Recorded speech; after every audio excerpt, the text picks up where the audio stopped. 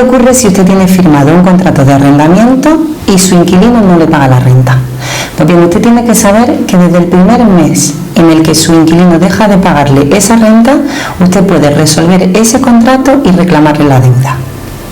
Lo recomendable sería que acudiese a un abogado si usted no sabe cómo resolver esa situación, para que le asesore cuáles son los pasos que debe de dar. En primer lugar, lo recomendable sería que usted le enviase un documento escrito y que se lo notificase de manera fehaciente, donde usted le comunica a su inquilino el importe que le debe, ¿vale? Este documento es importante porque si el inquilino o el arrendatario no pagase la deuda y tuviésemos que poner en un momento posterior una demanda, entonces podríamos utilizar ese documento como prueba, ¿vale? Si después de este requerimiento el inquilino sigue sin pagar, entonces usted ya puede iniciar la vía judicial. Para iniciar la vía judicial, ¿qué tendría usted que hacer? Pues tendríamos que presentar una demanda que tendría que ir firmada por abogado y procurador y que además tiene que acompañarse con una serie de documentos obligatorios. Como mínimo tendríamos que aportar la escritura de propiedad, es decir, que usted acredita que es dueño del bien que ha arrendado, y además tendríamos que aportar el contrato de arrendamiento, ¿vale? Luego se podrían añadir otra serie de documentos adicionales, entre los cuales podría estar este último o este que le he dicho anteriormente acerca del requerimiento de pago anterior.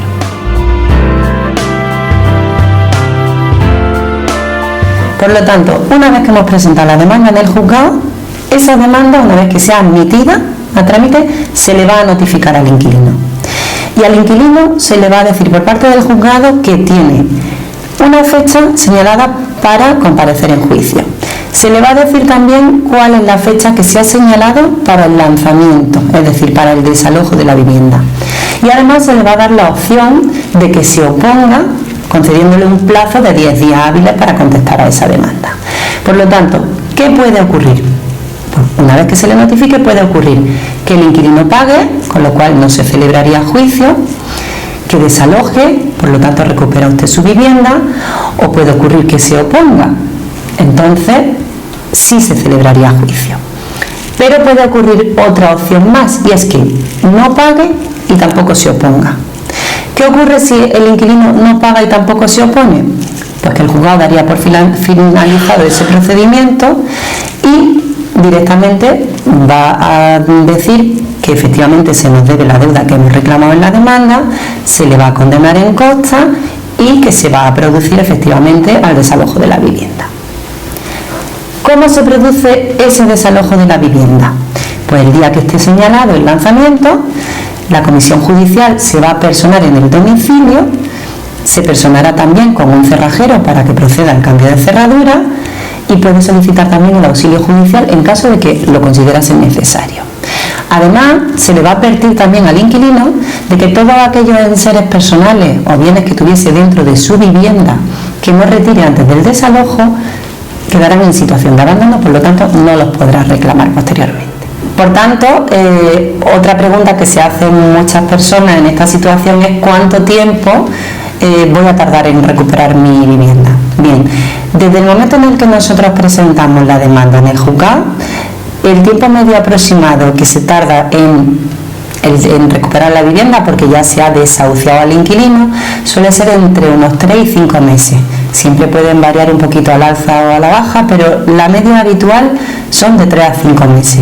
Por eso es importante que cuanto antes se acuda al abogado para interponer el procedimiento o para que el abogado medie en el asunto, antes recuperaremos la vivienda.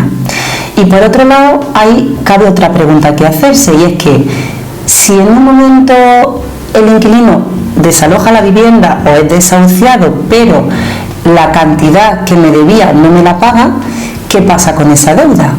Bien, siempre el arrendador, el propietario de la vivienda, va a disponer de un plazo de 5 años para poder reclamar esa cantidad de dinero. De tal manera que lo que tiene que hacer es solicitar al juzgado un proceso de ejecución, es decir, que la deuda que se reconoció en el momento en el que nosotros interpusimos esa demanda de desahucio y reclamación de cantidad, se nos pague averiguando cuáles son los bienes del arrendatario que tuvimos en su momento, o bien los salarios para poder embargárselo. Y hablando de este conflicto, ¿qué ventajas tendría por tanto acudir al abogado? Bueno, pues como decíamos al principio, cuanto antes se acuda, antes acortamos los plazos. Además, el asesoramiento que nosotros le vamos a prestar desde un principio puede llegar incluso a evitar la vía judicial, porque la intermediación profesional que nosotros hagamos en el asunto puede llegar a que las partes lleguen a una solución y a un acuerdo. Y además, en cualquiera de los casos, si ese acuerdo no se produjese, nosotros vamos a tratar siempre de que usted recupere su vivienda en el menor tiempo posible y al menor coste. De tal manera que se podría usted preguntar qué costes, por tanto, tendría acudir a un abogado. Bueno, pues los costes que se tendrían que abonar serían los honorarios de abogado y de procurador, pero siempre con una ventaja, y es que si el arrendatario en la resolución judicial es condenado a pagar las costas procesales, el arrendador siempre podría recuperar esos honorarios profesionales. ¿A cuánto ascenderían tales honorarios? Con respecto al abogado, siempre va a depender del importe de la renta mensual que se hubiese pactado en el contrato de arrendamiento, y también puede variar en función del número de meses impagados que tengamos que reclamar. Pero la oscilación va a estar en torno a unos 400 euros mínimo y 900 euros máximo. Y el procurador va a estar en torno a unos 175-275 euros de media.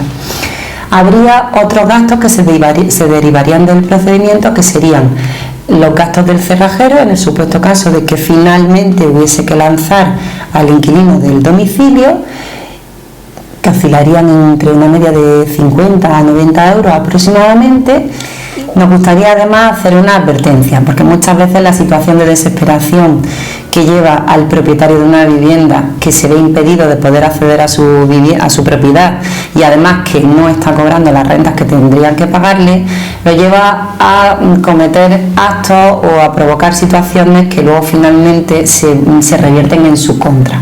Por tanto, nosotros lo que recomendamos es que nunca se proceda al cambio de la cerradura, aprovechando en muchas ocasiones pues que el arrendador sabe que el inquilino está fuera de la vivienda, que tampoco se proceda al corte del suministro, de ninguno de los suministros de la vivienda, o incluso que tampoco se quiten los contadores, y mucho menos que se llegue a amenazar o a intimidar de manera física o verbal al inquilino. ¿Por qué?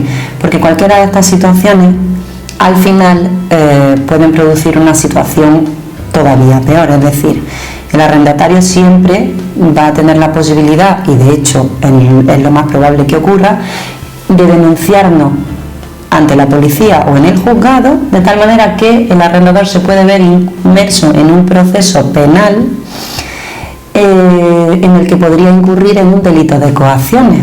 ¿Por qué? Pues porque el Código Penal no solamente contempla la fuerza física como tal, sino que también contemplaría la intimidación personal o la fuerza en las cosas.